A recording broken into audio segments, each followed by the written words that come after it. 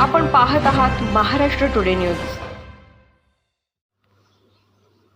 2014च्या Takht Sachkhand gurdwara board act 1956च्या तरतुदीनुसार कलम 11 मध्ये बदल करून शासनाकडून नियुक्त अध्यक्ष गुरुद्वारा बोर्डवर जबरदस्तीने लादण्यात आला आहे।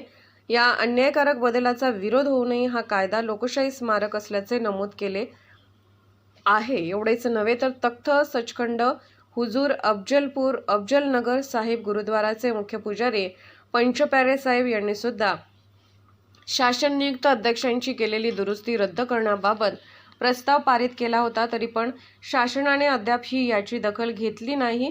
त्यामुळे शीख समाजात असंतोष पसरला आहे। राज्य सरकार नियुक्त 12 सदस्यांची नियुक्ती गुरुद्वारा बोर्ड समितीत असणे अन्यायकारक आहे, म्हणून हा कायदा रद्द करण्याच्या मागणीचे निवेदन परभणी जिल्हाधिकारी द्वारा मुख्यमंत्री एकनाथ शिंदे तथा उपमुख्यमंत्री देवेंद्र फडणवीस यांना देण्यात आले आहे।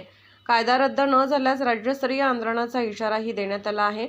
याप्रसंगी जिल्हाध्यक्ष सतनाम सिंग टाक, ठाकुर सिंग बावरी, हरमोहन सिंग टाक, तुफान सिंग टाक, जैल सिंग बावरी सोबत सिकल करी समाजातील अन्य समाज प्रतिनिधी उपस्थित होते। महाराष्ट्र टुडे मराठीसाठी ब्युरो रिपोर्ट विशाल गायकवाड, परभणी। 2024 कायदा हा 2024 कायदा सचखंड गुरुद्वारा बोर्डच्या विरोधातला कायदा आहे। हा काळा कायदा आहे।